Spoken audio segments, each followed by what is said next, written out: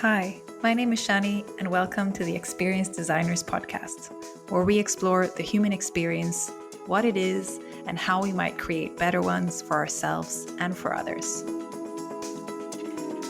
Let's land for a moment together. Think of an experience where you felt really good in life. Do you have it? Now, think of a moment where you felt equally well and were at work. Was it easy to find or harder? In this episode, we talk deep and wide about the topic of well-being. Well-being is one of the core drivers of our ability to contribute and do well at work. And still, many workplaces are set up in a way that creates the opposite of feel good. Together with Teresa Clark, founder of the Wellness Revolution, we explore what well-being means, how you can boost it, and what makes it challenging to create, both on a personal and corporate level. Hi, Teresa. Welcome. It's great to be here with you today. Super excited to have this conversation. We met a month or so back, and we just flew into talking straight away. And so I'm really, really excited to get to share this space with you. And before we kind of dive into the big question that I always have, I also wanted to give you a chance to share more about your perspectives and what has kind of brought you here. So you run a company and an initiative called the Wellness Revolution. And wellness, flow, just well-being are kind of the themes that really surround you. And so I'm very curious, why this path? What brought you to do this work? Well, that's a great question, and thank you for that lovely introduction. So my background is in mental health, and I worked in mental health for 12 years. But before I came into mental health, I actually had a degree in fashion for textiles, and I had a life circumstance which happened to me, which was really, really tragic. I had a very, very serious car accident and lost 3 of my friends. I was driving, and that led me on like a journey of huge kind of deep healing and sort of personal transformation, and kind of finding a way to turn that pain into a sense of purpose. And so that kind of set the trajectory really of my life. And I went into mental health because I could really understand myself, because I had my own mental health journey, and that was really the start of it. And I spent 12 years, as I say, working for the criminal justice system as well, and charity sector and the NHS. And I was working for the NHS for quite a long time, and I was in the hospital, and I was sort of senior management level, and I wondered why we kept having this really high turnaround of staff. And the nature of the work is quite intense. And I also worked in forensics, which is a type of mental health service where offenders who've committed offences while they were very unwell, they come to hospital instead of going to prison. So it's even kind of more intense because of, you know, the nature of the people that we work with. So it was always kind of sort of pushed aside as that was the kind of reason. But actually, when I was there, I realised that our staff were really, really burnt out. And there was a very, very toxic culture, which was causing everybody to be pretty toxic to each other, to be honest with you. And it was really affecting patient care. And then what was happening was patients were ending up staying in this service for like 15 years or something, when we kind of no chance of getting released. And it was just really sad. So I started to think, wow, you know, we don't even look after our own staff's well-being, and we're a mental health trust. Like, what's actually going on in the real world? And I started to kind of look around at like friends and family, and obviously understanding kind of what I'd been through, I was able to kind of see things maybe that other people couldn't see. And I just thought, wow, we all are affected by mental health, and we're all sort of struggling with something. And the workplace is this sort of place where everybody comes together. We've all got things going on. And then if cultures are toxic, they kind of exaggerate all of those things and end up becoming incredibly unhealthy for the people that work there, but also the businesses. And I just thought that the business world can be a huge catalyst for positive change, and that it's a place where we can actually really educate people around very kind of simple things of positive psychology. Different, we've got this incredible apparatus, our minds and our bodies, but we don't really know how to use our minds properly, and we've never really been taught.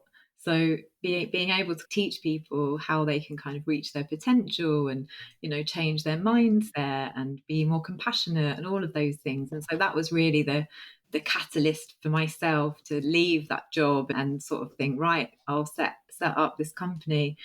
The Wellness Revolution was born. Wow, that sounds an amazing journey.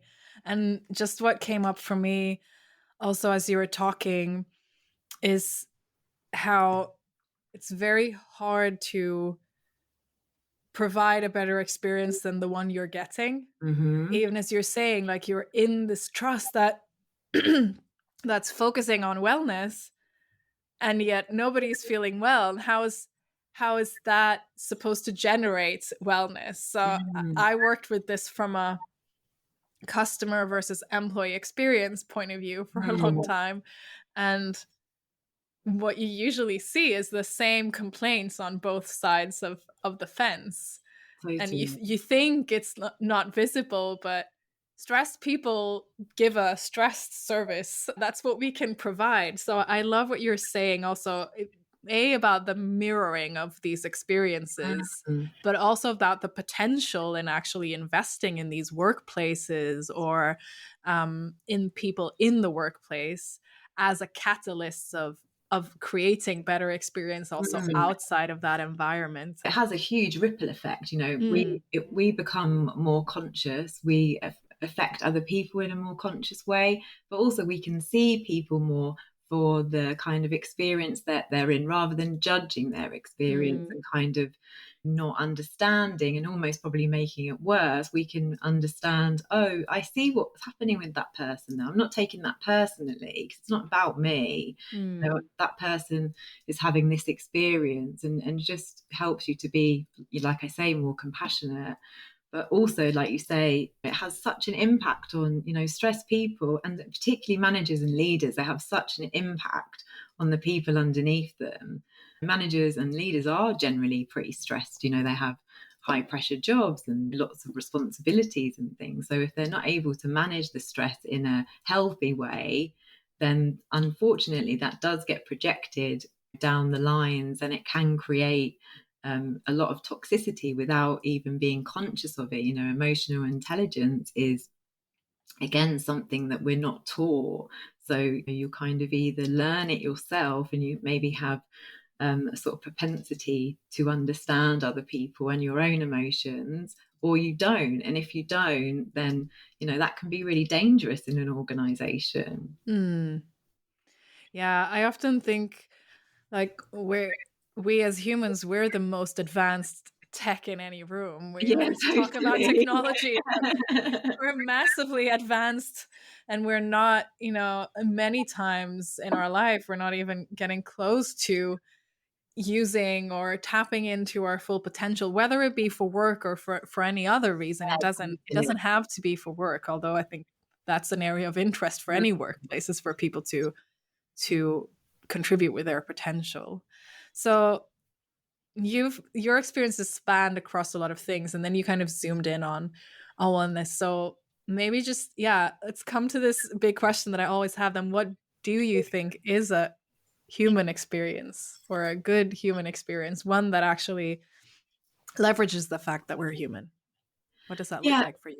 I think for me, what that looks like, and I guess it's more of a progressive approach to this as well, is the sort of the foundations that we need to fulfill our potential, and understanding what they are, and that they're actually multifaceted, particularly in the workplace. So when we think of well-being at work, or when we think of well-being in general, I think there's still the viewpoint that well-being constitutes, your physical and maybe your mental health, and it kind of stops there. But it's so much more expansive than that. It's very holistic, and well-being at work is play, is communication, is job satisfaction, is the culture the employee experience, all of these factors affect the human experience. And so for me, a good or a positive human experience and going into workplaces is to create cultures of well-being that help people to flourish, or not help but support people to flourish, the right foundations, so that people can work with autonomy and have, like, their say and choice, and actually co-create these experiences with the organizations that they work for. I think for me, an unhuman experience of work is the kind of traditional approach of the hierarchical micromanaging. We had a lot of changes from COVID, but I still think there's still a lot. I've seen a lot of even stories now about people trying to push for everybody to go back to work, and just understanding that humans, we need to be flexible, like not one size fits all. Everybody's unique, and so the way that they work and the way that you're going to get the best out of people is that if you let them have some agency around how they show up for work, as long as people aren't taking advantage. But people are humans, they need to be trusted, we can all be trusted.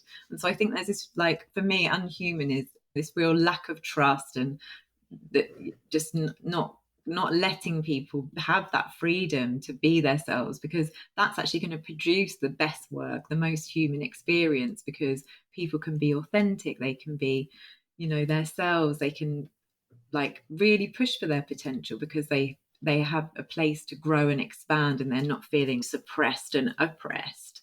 And unfortunately, I think a lot of workplaces still have that impact on people. Hmm. Yeah, I think so. And an observation from other conversations that I have is partially we're still stuck with this very industrial Mm, paradigm in the workspace that directs us towards productivity, not so much value, but mm, producing or checking boxes. Or there's this, as you're saying, there's this sense of surveillance around. There were some interesting studies also that came out of the back of the pandemic, where a lot of work shifted to be hybrid, where also a lot of leaders expressed more frustration around the fact that um, they don't know if people are doing work, because that's the inherent role of a leader in that type of organization. So I also think what sometimes challenges this is that it is pushing us to pull up by the roots things that we're really used to. What does a manager take responsibility for? mm, What does leadership even mean in this context? Um, what does it mean to do a good job in a space that is built on trust, agency, authenticity, autonomy? Huge words. mm. That's entirely different requirements on a lot of the structures of the workplace, I think, that Totally. we have today. And it's a real shift in the whole paradigm of work, and really, our tagline at the Wellness Revolution is like reimagining the workplace to unleash human potential, because it really is about reimagining, because it's looking at those kind of cultural belief systems or collective belief systems about work, and about, like you say, what is a manager's role, what is a leader's role, what does a workplace look like. And sort of even kind of like thinking back, I've just had like a flash of David Brent and The Office come to mind, of like that kind of office culture, and still it's embedded a lot into, not necessarily David Brent, but it's embedded a lot into people's minds. So it's very difficult to change those beliefs that are implanted. And I can understand in some ways managers are sort of scared to let go, because it kind of falls on them if things aren't done. But it's about having these open conversations and creating cultures which support these certain values that we're talking about, because you need to have, like, as in the employee experience, certain behaviors that you're rewarding, or certain kind of things that you want people to do, and we do it together. But we also are invited to take part in that, and that it's not just a sort of top down told what to do, it's actually a two-way communication and collaboration. Because work, we spend 90,000 hours, I think, the average person at work in our lifetime. That is a lot of time to be spending at work. And so, why can't we make work beneficial for everybody? Why can't work be something that actually does allow us to unleash our potential? Because not only do we flourish at work, but we also flourish outside of work. And I think if we, as businesses, if we really start to look at, like, how do we create those cultures, not only will our business flourish, but we'll also have more sense of purpose, and thinking, rather than thinking about profits being the be all and end all of everything, turning it on its head and sort of we can't get rid of capitalism at all, but we can maybe make it more conscious and have like an impact on the people that work for us, but also our clients, our stakeholders, the communities that we're in. Like, how can we give back, and how can everybody benefit from the organization? And I think moving forward, people are looking for better experiences, and they're also looking to understand, what is that organization actually doing too? They might say they're doing all this stuff, but are they actually giving back to the community? What are they doing to help the environment? How are they making things sustainable? How are they supporting people's well-being? Because these things are all really important, and if you're not going to get on board with those things, your business isn't going to last, because people just won't relate to it, and you'll lose credibility. Hmm. Yeah, I think there's also something what you're saying in terms of what will last. Mm. Because evidently we are hitting a little bit of a wall with whatever has been the paradigm up until now. And I think we are seeing that people are increasingly stressed, Mm. sick, not feeling well, actually struggling with the opposite of well being, which Yeah. is having different types of mental challenges. Um, and I love what you're saying here. And I think that's a lot of the more revolutionizing initiatives at Mm. any type of scale that I see is about daring to flip different statements on their head. Mm-hmm. And I think so. One of the things that I've liked to challenge, for example, is the fact that we set performance as a goal Yeah. rather than it just being an outcome. Mm-hmm. And I think that's a very trust-based reasoning, because if you believe that if you give the right context to people and you actually build a context for them to feel good and make the effort to make sure that their potential is serving in the best possible way, then there will be performance. There will be Yeah. achievement of something. That's not the end goal. That's just a result of doing the other things right. Mm. And I feel like this, among other things, there are so many different things that we are required to let go of to move towards this new way of thinking, which is it's challenging. And not just because there are people within that might feel like they're letting go of control, also because change is hard for us, even if we desire it. Oh, totally. Human beings, we crave change, but we actually really are very resistant to change. And you see it all the time in organizations of change management not done well, because again, it is such a human kind of challenge, and the impact that that then has on the psychological safety within organizations as well. If you think about all those organizations out there that had a lot of layoffs at the beginning of the year, and the impact that that's had on the culture, and that sort of created quite a fear-based environment, and made people feel uncertain whether they might still have a job, or are they disposable. And then you've got the people have left, and then the culture kind of has to kind of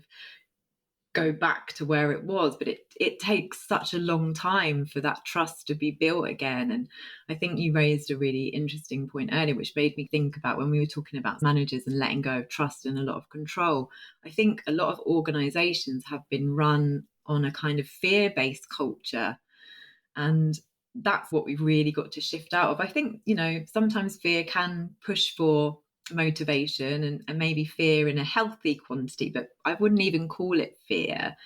There's something else that we could relabel it as, and get maybe Sometimes we need some pressure, of course, to get to drive things or hit targets, particularly. But there's lots of other ways that we can do it. And it's really kind of about really being honest as well of like what's going on in our culture and understanding how people are feeling and where the challenge is, because there's always some form of challenge within the cultures, something that's impacting other things. And can we drill down and really investigate what that is?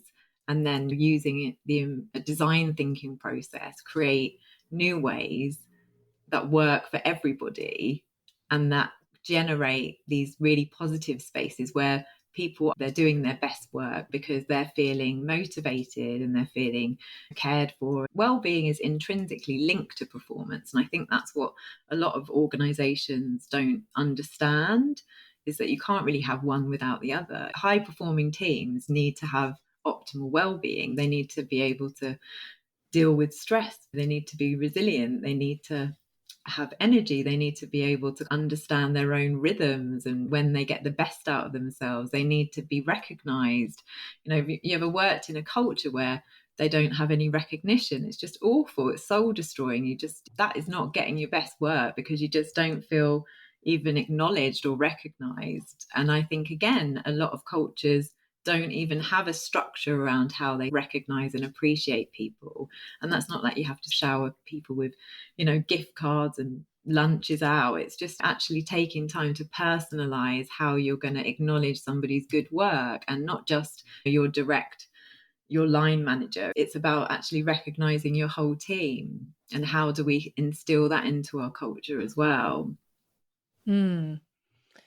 Two things come up as I listen to you. One is this piece of recognition and how we're so very often, and we forget this about ourselves. I think we need some resonance around us to know Mm, that I exist and yeah. what I do matters. And Mm, for some people, it's these grand goals and big impact. And for other people, it's these colleagues around me. And there's nothing that's more or less valuable. It's just how differently we feel about the meaning that we can create where we are, mm. and how that's mirrored back to Yeah, us and mirrored to seen us. and Yeah. received by others. And also, just hearing you talk about this kind of dealing with stress and understanding our rhythm, and it also makes me think about sports. Mm, And as so many of us, not myself included, because I'm not a huge sports person, but still looking at this, a lot of the big sportsmen that people idolize and think they're amazing, they have coaches and massage, people, and they have all the support in the world mm. to be at that level of performance, Yeah. and mental coaches and all kinds of things, and Mm, that's their job. So great, like, totally. Yeah. congratulate them on having that.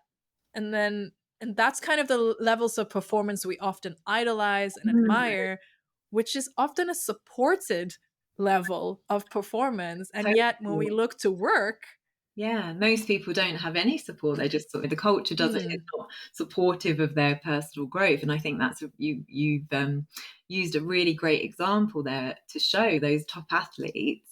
Not only are they looking after their bodies, like their nutrition, exercise, sleep, their well-being is optimal on all levels, and look at the performance and look at how much they are reaching their potential. In fact, there's this incredible book called Exceptional by Dan Cable, who's a business psychologist, and he talks about like how do we become exceptional, how do we kind of reach our potential. And he talks about having a show reel, which is what professional athletes have, and they'll work with, and they'll actually have something like a show reel which will show their best, say it was a long jump or something, and then they just sort of replay it in their head, and they use visualization. And he talks about doing it in the context of in the workplace, like how do you create your own show reel? Not necessarily that it's got to be a video or anything like that, but it's something that you play in your mind of when you're at your best. And so you can recognize that, but you can also then have it mirrored to you by your colleagues, and you can send an email to say to somebody, oh, I'm working on this, could you tell me when you've seen me at my best? Because we don't ever really hear that unless and sadly It's like in our eulogy when we die that we hear all the good things about ourselves. We don't tend to hear those things while we're still alive, which is just so sad. So if we again flip that and actually ask for feedback, we need feedback to grow, like positive feedback, but we also need to understand where we could do better and not take it as harsh criticism. It's like, actually, to reach my potential, I understand that I have blind spots and I have areas that I'm good at, and I have areas that I'm kind of okay at, and I have areas where I'm not so good at. And so by understanding other people's perspectives of maybe how you can improve or helping you to see a blind spot, particularly I think in leadership, how to become like a great leader that empowers and that really does motivate people. They're the best leaders. They really do help people to reach their potential because they encourage them to grow. But who is giving that leader that encouragement too, so that they can develop themselves?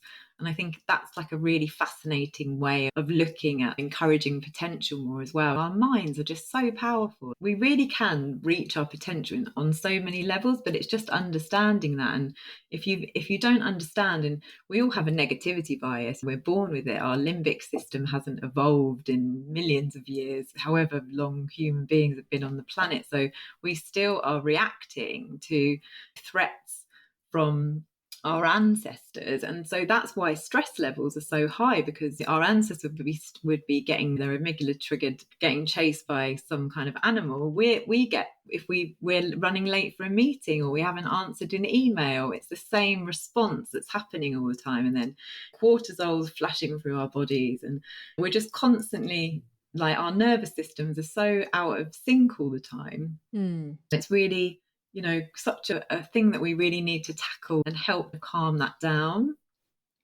Yeah, I think I love that you bring that point up. I think it's something that I also have observed a lot in terms of, and also have read a little bit on, because I think we also underestimate how much social or physical threats are actually completely equal to our brain, and it doesn't Mm, really matter. We kind of talk about it as if it's more dramatic to be chased by a tiger, but it's equally dramatic or traumatic potentially to a brain to be excluded from a group, totally, yeah. or to feel like you're kind of being threatened in some other way.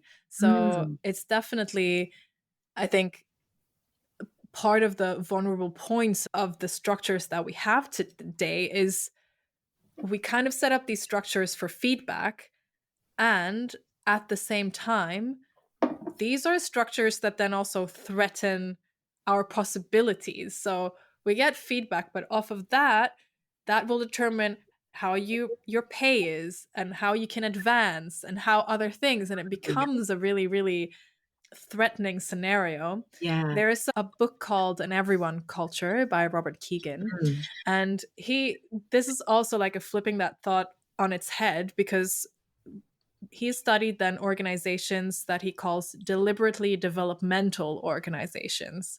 And what they've done is development is the key currency. So there is an example of one organization where everyone has to have a backhand, which means everyone has to be entirely aware of one thing that they are not that good at, that they are working on. And they have to openly and continuously ask for feedback around that going into a meeting. And their performance, I don't know if we call it that, but in brackets, is then measured on whether or not they're spending time on their development, not necessarily if they're getting massively better, but how invested they are in their mm, growth. And that's kind of the measuring point rather than, and that's to say there are many, many ways to tackle yeah. this, but it's just another It's a way different of, approach, isn't it? yeah. Which I actually really love, because also I think that we have, like, there's a certain taboo as well around, like you say, around receiving feedback, and people aren't trained well enough. I don't think it's always one of those situations where the person receiving the feedback has already got certain beliefs around what that would feel like for the kind of factors that you talked about. But again, I think it's that sort of collective belief system. And so we kind of look at feedback. Oh, we're going to receive feedback. It's going to be a bad thing, and straight away cortisol's flushing through our bodies, and we're already in threat response. So maybe we don't, even if it's not meant as criticism, we take it like that. One of the revolutionaries, Jono, who's just an incredibly enthusiastic and amazing person, he calls it fruitful feedback. So it's like, how can you really get how can, the person giving the feedback get the best out of the person and empower them? And how can the person receiving it take that away and let it be like a motivator, not something that they feel ashamed, because it's not nice to feel ashamed about something. I think the workplace is somewhere that really does generate a lot of anxiety, because a lot of workplaces are quite competitive, and so you're always comparing yourself, and even if they're not, that's a human trait. Like, we do compare ourselves to other people, so that creates anxiety in itself. So if we Mm. get feedback, we don't want it to be something that we're dreading, and then we go away and hate ourselves for a week, and then it causes us to be more anxious. So how can we really tackle that as an organization, and how can we train our leaders, and how can we make it something that's not just your leaders that are giving impactful feedback? It's something we do as a team. And I really love Radical Candle. The people that kind of developed that, they did this amazing exercise, which we actually use with organizations too. And it does generate more psychological safety as well. So it's like, how do you celebrate somebody for extraordinary work?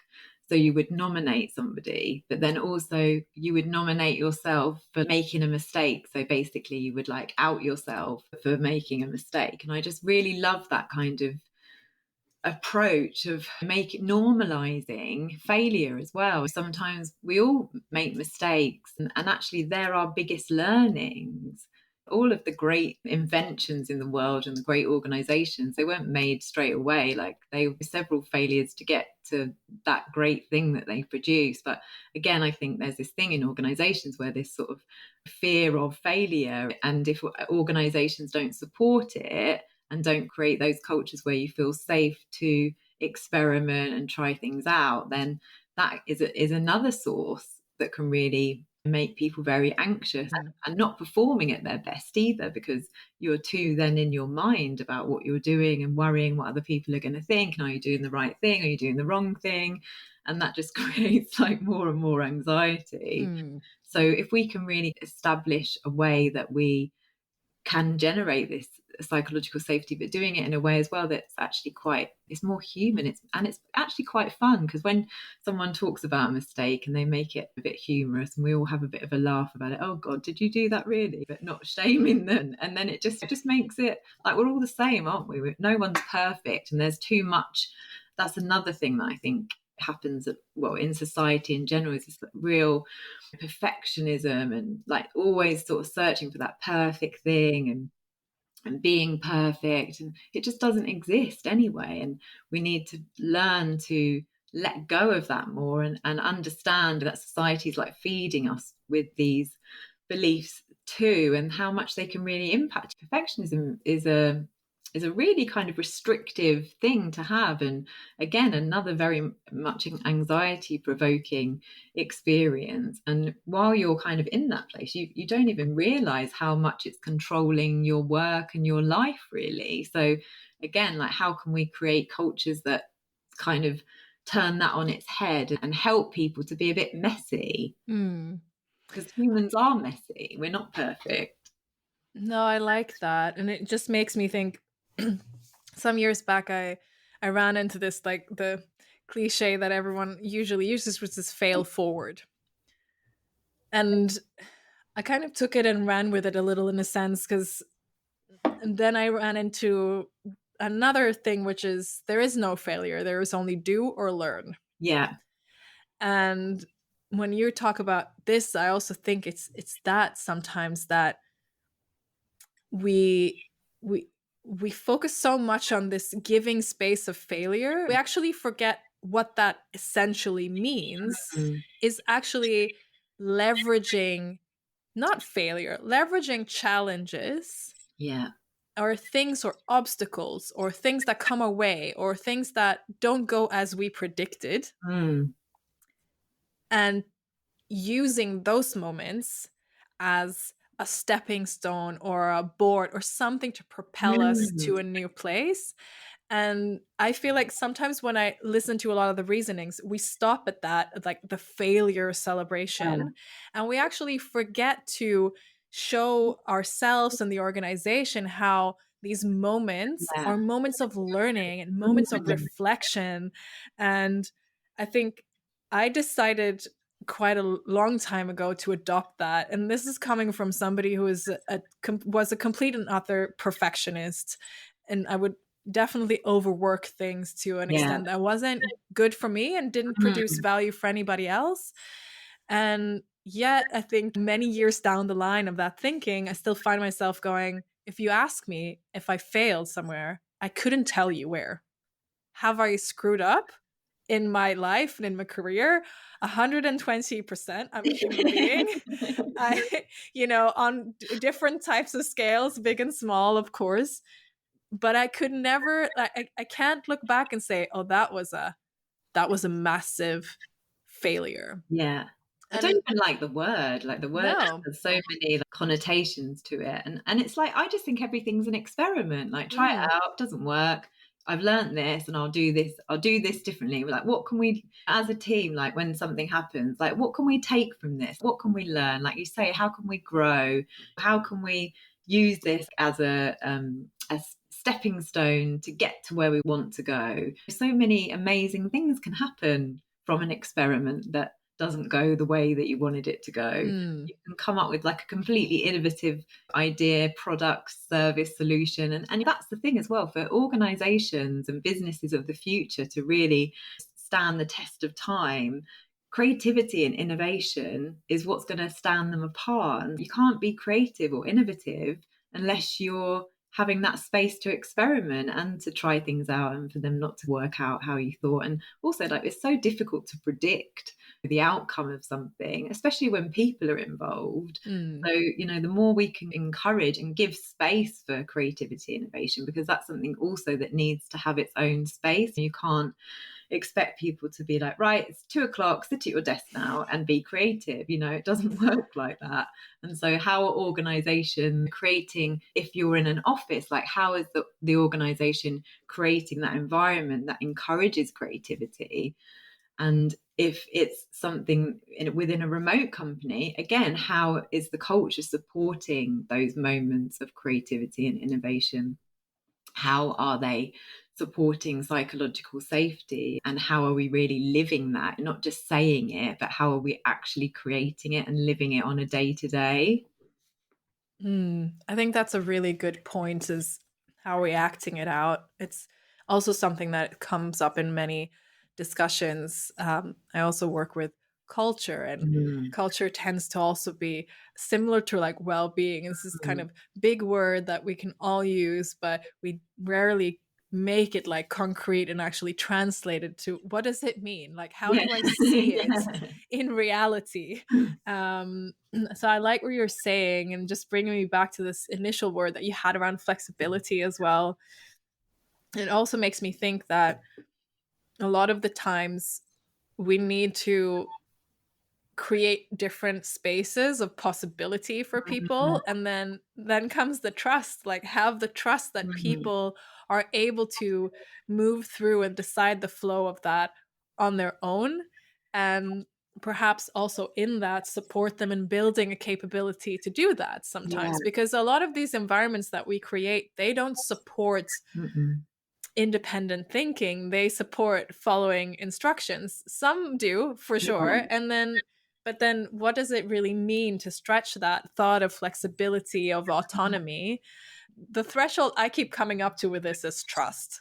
Totally. And also, when you were talking then, it really made me think about group thinking, diverse thinking, and diversity in workplaces as well. And like, how are we encouraging that? Because we don't want everybody to think the same. Yes, there are kind of things that we need to do and we need people to approach them. But how do we stop that group think? Because group think in organizations is actually quite dangerous. It really does, then you kind of get this sort of culture that's so rigid and stuck because everybody's thinking the same. There's no kind of room for innovation or creativity. And then, yeah, it can become very toxic. So we need to be Mm. really mindful and acknowledge that that happens. And then how can we create the experiences for people? What behaviors do we want to see? Like what are the values that we want to live and embed? And how do they support us to move away from these approaches that do happen in organizations? You know, it's like dynamics, group dynamics. It's what happens. So how do we kind of make sure that it doesn't happen? And then also, how do we tackle when we have like a lot of silos in organizations is huge. How do we tackle that? Because then it's like you've got like loads of micro cultures going on in organizations, and then you see, oh, that team's doing great because they've got a really great leader, so that's sort of micro culture, but this one's not doing good at all, and why is that? And then how do we kind of bring them all in? I think it's really interesting though, because there's this term of both and thinking. And I just find myself coming back to that a lot because we keep having to deal with contradictions in almost any Mm, environment that we're in. And also, here, what you're talking about is, of course, a space of a company or any other collective space, there is this desire and ambition to usually create some kind of unified culture or a mm, common experience. And yet, that common experience has to be able to hold the multitude that exists within it, the different yeah, perspectives, the different opinions, the different choices. And I think, as in particular, actually, when you are stressed, when you are not feeling mm, good, when you are feeling threatened by something, mm, these are also the moments when we kind of shut down and just want to streamline everything. yeah, And so there are also so many benefits to daring to like open that up, yeah, because we're missing out. Again, that comes back to the thing that you were talking about with creativity.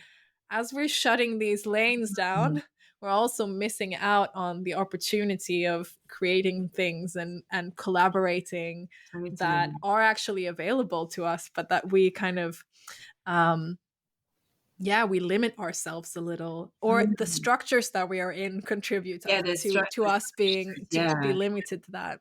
totally. Going back to those ways is like really dehumanizing again, isn't it? Because Mm. it's then it's like, oh, productivity, back in the industrial revolution mindset, and sticking to those things and not allowing that space to yeah, to flourish. And how do we help people flourish? Like, what does that actually look like for the individual?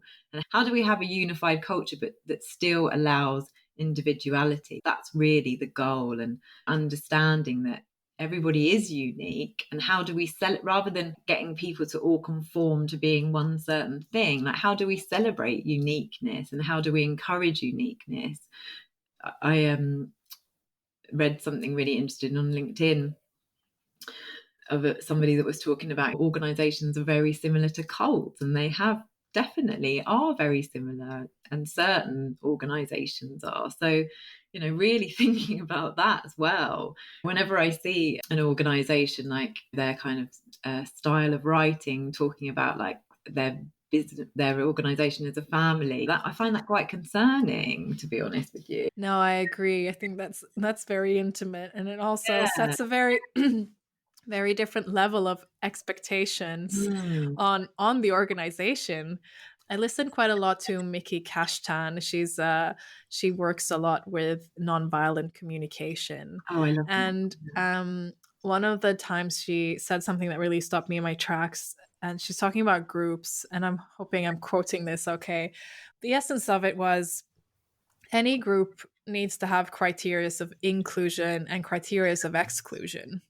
And that's not to say other groups are not good or other ways. It's just to provide the framework for the identity of that collective. Mm.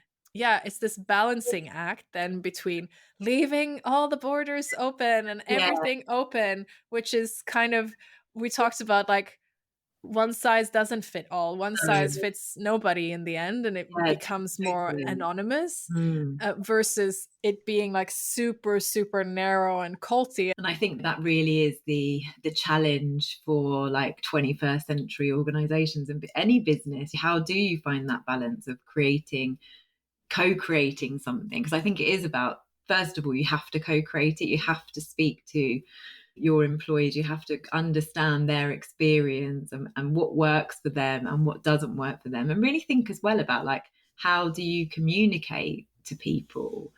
What's the messaging that you're sending out, and like how is that actually supporting people's growth and potential, as opposed to kind of, you know, narrowing and making it feel really awkward if you don't end up, like, I know Sweden's different here, and hopefully UK businesses are moving away from this a bit, but I know still in certain industries, if you don't go out for drinks with people after work, then, you know, that's like kind of looked down upon. But we shouldn't really be encouraging people to go out and booze it up with workplaces, I think, because again, it becomes very toxic, and you know, it then becomes something like, oh, I've got to force myself to do this if I want to be liked or if I want to be accepted. Hmm. And so it generates a lot of unnecessary issues.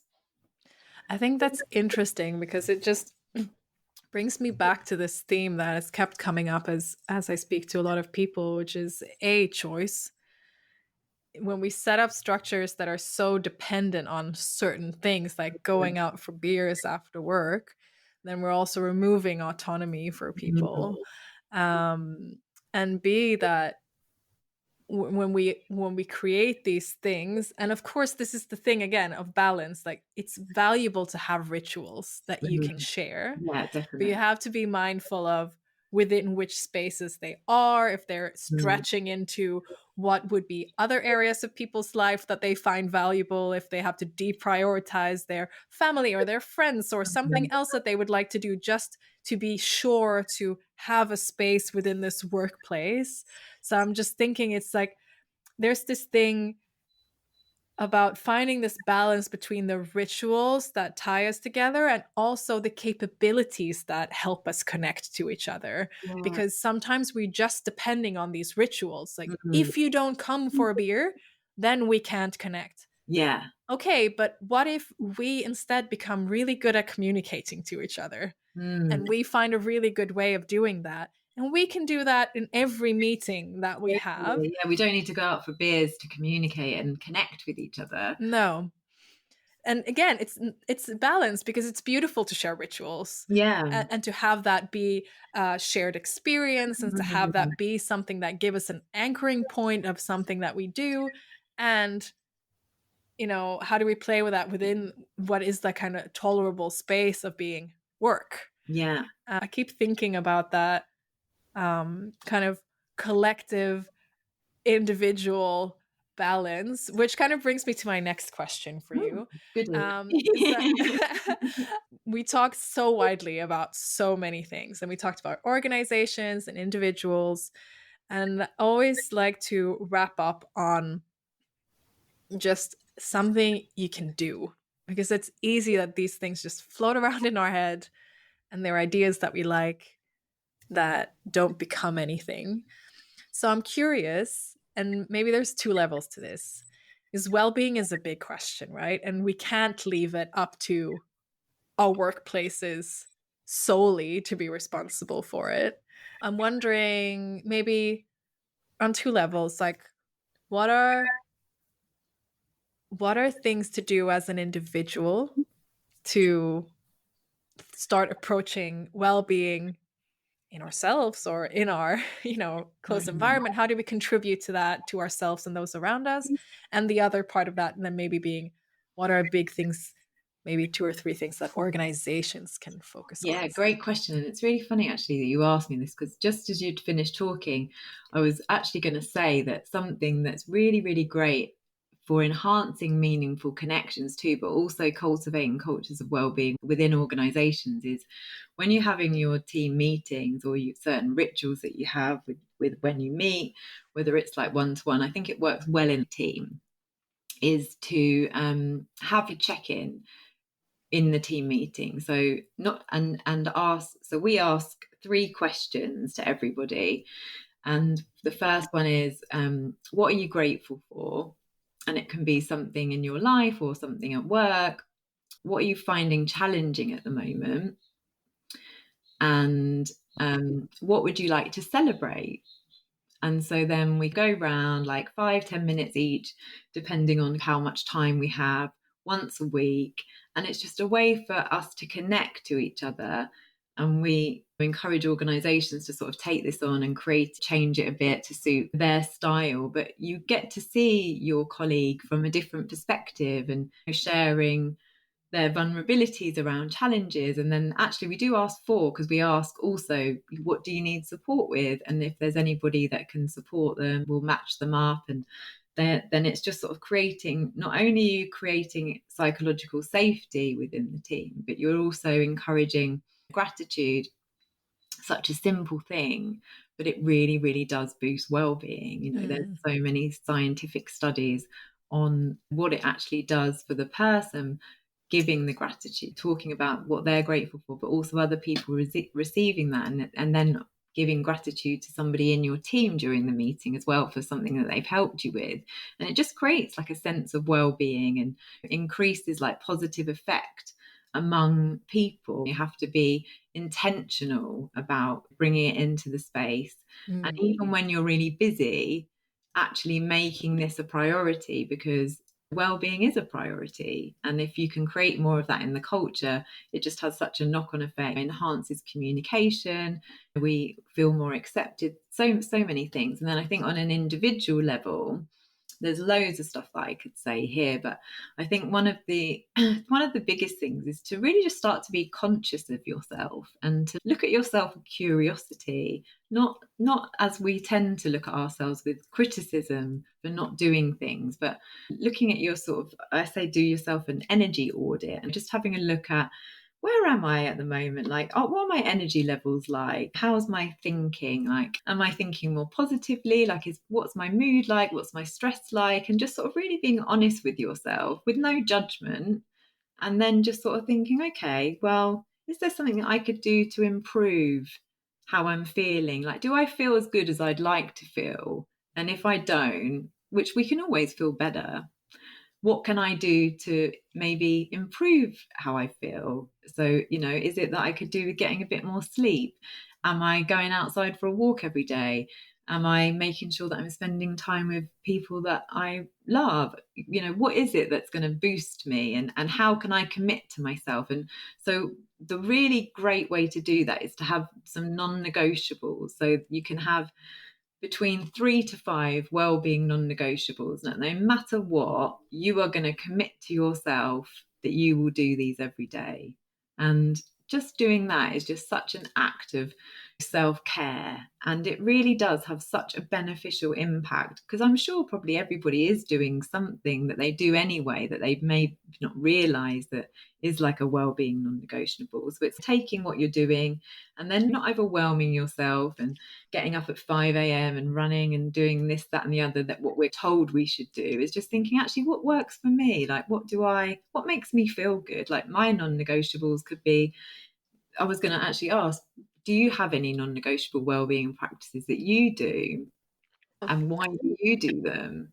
Yeah, I love that question. I'm in a period of reevaluation on my non-negotiables as life goes. Sometimes you kind of go into new phases and context change, and Yeah. then I find myself being exactly as you said in the beginning, more in observation of what I need, um, and where I am. And so, yeah, I think right now, non negotiables are daylight, movement, relationships, and connection somehow. And yeah, and I'm working on the nourishment in some good way. That'll come. And it all comes, I think, actually, what I'm finding is where I used to, when I was younger, stack everything and do it all at Yeah. once. Now I'm kind of every week I'm adding something and I'm testing something and Yeah. I'm playing with it a little bit more, and being a little bit more attuned to what's Mm. possible and building up that space to yeah, to create more well-being for myself. So it's a process, I guess, and it's always this journey Yeah, and that's the on an beauty. individual level. Totally. And that's a beautiful journey as well, of like experimenting and just making it curious and like Mm. trying things out, and something we might think, oh, I think I'll like that, but we do it for a week and actually, no, I don't think that's for me. And that's okay. It's like I've not invested my life in it or whatever. And I'm not a failure because I haven't done it. It's just like, I don't like doing it. I don't want to do it. I'm going to try something else. So I think that's a really great example of how you're finding your own flow, and how also that flow process or your own well-being process is also not it's not linear. It's squiggly and all over the place, and sometimes you can be really invested and committed, and depending on what's going on in your life, that might get adjusted, and just Mm. kind of thinking of yourself. I like to think of things as metaphors, and just sort of thinking of yourself like a stream, and as a stream would go round a rock and find a way to do that. You just sort of think of yourself and your flow like that too, so that you're not becoming too rigid when you come up against something. And that means that day you don't go out for a run and then you feel like an absolute failure because you haven't done what you said you were going to do. We need to get rid of that belief systems as well. So it's the non-negotiables, I think, are a really good way to start, especially if Mm. you're new to the well-being journey, or it's something that you haven't really thought too much about. Mm. It's a really good way to, yeah, just start to think, how do I want to feel? Because this is my choice how I feel. I love that. And also think it goes very well with another um, thought that we practice a lot when we work, which is best principles, not best practice. So, not getting stuck on like copying exactly what somebody else is doing, just Yeah. understanding what are the core things that I need. And then you get to play with what that looks like Mm. exactly over time or even in short spans of time. And maybe there's a level of prioritization within those. So, I mean, sleep might be another one for me. Yeah. So, if I don't get enough sleep, then some other things might be pushed aside Yeah. because yeah, this is it. So there's areas to Mm. play, which I think, this line of thinking is probably what's also hard to adopt in a corporate space because it's set up for this rigidity. And Totally. just to your point as before, kind of being more in flow with things require a different flexibility, a different ability to iterate, to reflect, to change. And yeah, that's not how we're used to. And I can't say I know all the answers to this because I No. definitely don't. I have a lot of questions, I Yeah. think. But I think, who does know all the answers to anything, and we're just a work in progress. And I think the biggest thing as well is don't make it competitive to Mm, yourself mm, or to other people. My well-being flow is going to be completely different to your well-being flow. And I think society does, if you look on Instagram or even on LinkedIn, there's this sort of like framework that if you want to be a high performing person, or you want to be a leader, you should be getting up at 5 a.m, you should be doing this, you should be having cold water showers, you should be doing all these things. And yeah, that might work for some people, but it doesn't mean that it's going to work for you. And also, you need to just do what you feel is right for you, how you want to feel. And your well-being non-negotiables might be just laying down staring at the ceiling for half an hour. That might be the thing that benefits you the most. So mm. it's about just, yeah, not I think too much comparing then makes it feel like you're not doing it right, or you should be doing more, and then it becomes something that actually isn't enjoyable anymore. No, I love that. And I think it loops back to your first point, which is observe yourself. Mm. It's not, yeah, it's interesting. It's again the both and, right? In a well-being is in one way just very much attached to us, and then as soon as we're in a collective, it's also impacted and Yeah. affected and needs the support of others. And so, Mm. yeah, we come back to this a lot in terms of there's always this part of my individual responsibility, Mm. both in terms of what I do for myself, but also in terms of what I put out to or contribute to creating for somebody Yeah, else. definitely. And that can be different levels of impact, right? So I Mhm. might have ability to impact my team or I might have ability to impact a structure or a policy or a solution that can impact somebody else. Mm. And then that's beautiful. And any level is a good level. Yeah. Just, I think, realizing those dual responsibilities, Mm. especially in the space of work, can also be a really, and daring to play with it Yeah, and don't being interaction with yeah. people about it. Yeah, definitely. And sharing things as well, not in terms of competing thing, but I think that's really positive as well. And that's why that kind of meeting structure of having that check-in, being able to sort of share what's going on for you and how you're feeling, and just encouraging open discussions about emotions. I think that's a really key way forwards in terms of well-being, because emotions are sometimes quite difficult to feel. And just by kind of normalizing talking about things that you're grateful for, but also things that you're finding challenging and you might maybe need support with, I think it just creates this sort of sense of belonging as well, of it's okay to say whatever you want to say here. This is like a safe space and anything's Mm, welcome here. And encouraging that really does really affect well-being in such a positive sense. mm. So creating the ability for us to show up in the way that we want Mm, as humans.